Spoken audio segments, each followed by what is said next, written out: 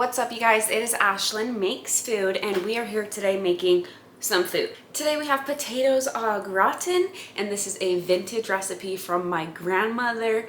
So I hope you guys enjoy just as much as I do. Let's get into it.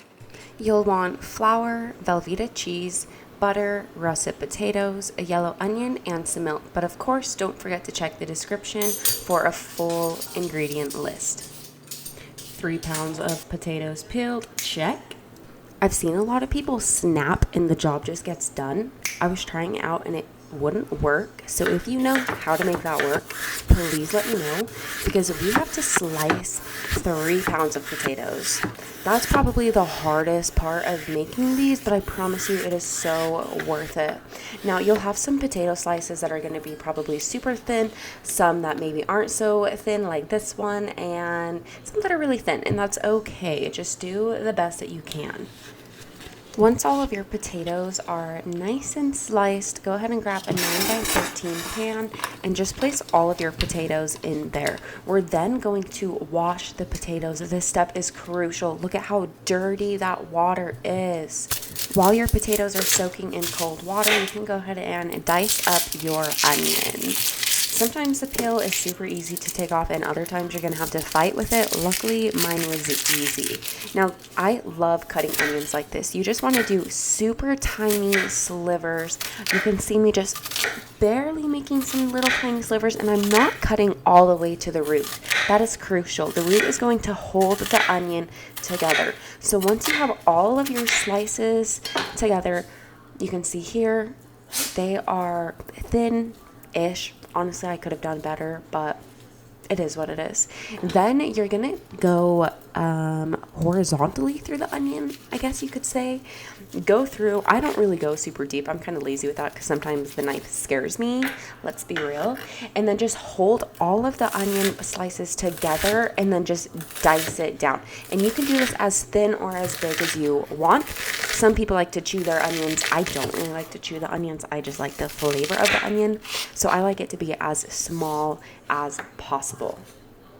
There's a lot of old wives' tales about how you can keep yourself from crying while cutting onions, but let me just say, none of them have ever worked for me. You can chew gum, you can wear glasses, you can have the window open, you can not cut the root. There's so many things, but I swear I have not found one that works. So if you have, let me know in the comments down below. Otherwise, you're just going to be bawling your eyes out while making this. We are now going to make a roux. So turn on your stovetop, grab a pan, put in your butter, and we're going to let this butter melt and come to a slight boil, like a little sizzle. You basically just want your butter to be melted. Once that is melted, let's throw in your onions, and we're going to bring these up to a translucent clear color. Just mix that all up, make sure they all get coated, and you're going to want to watch this kind of closely so that your onions don't burn. Ooh, and while this is cooking, oh my goodness, it smells so good. I wish you could just smell this.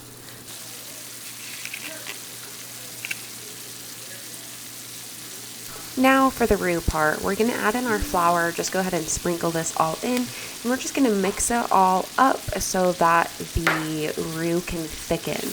Now I know this is a little bit different since we added the onion in before the flour, but I promise you it still works. So just mix that all up, get all the flour coated in.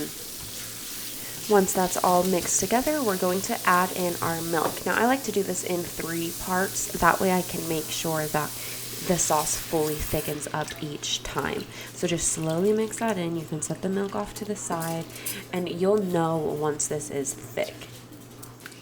You can see it's starting to thicken up, but there's still clumps of the flour and onion mixture, so you're just going to have to keep gradually mixing that together.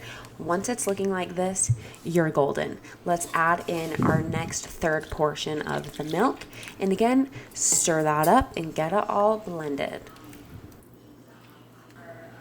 Now it's time to add in the last third portion of the milk, so go ahead and pour that in, and we've got to thicken this up one last time. Now, it doesn't have to be as thick as it was the very first time because that had very little milk. So a little bit more runny is okay. We'll then add in some salt and pepper and mix that all up. Make sure it's blended. I'll then add in my secret ingredient. And then it's time for the cheese. We've got Velveeta cheese.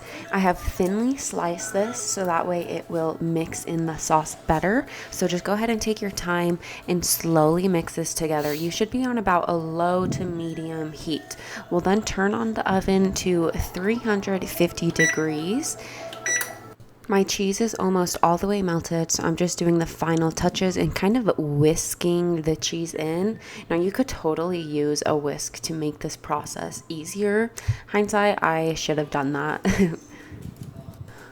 Once your cheese is starting to look like this, then you know that you have just a couple of minutes to go. This is starting to look absolutely beautiful. It's got that yellow color.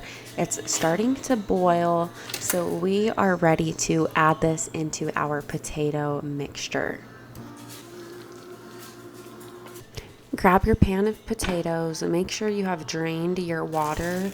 Give that one last stir and let's pour this. Look at how cheesy and gooey and yummy this looks.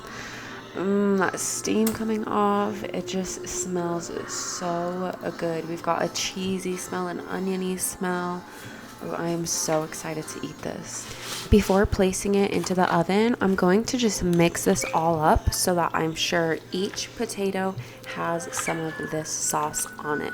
Once you're all mixed up, go ahead and just flatten that out to make it level, and we are ready to put this into the oven. After a short 45 minutes, our potatoes are done. Listen to this. Let me know what you think of these potatoes au gratin, and don't forget to give this a like and subscribe, and I hope to see you in the next time. Have a happy day. Bye.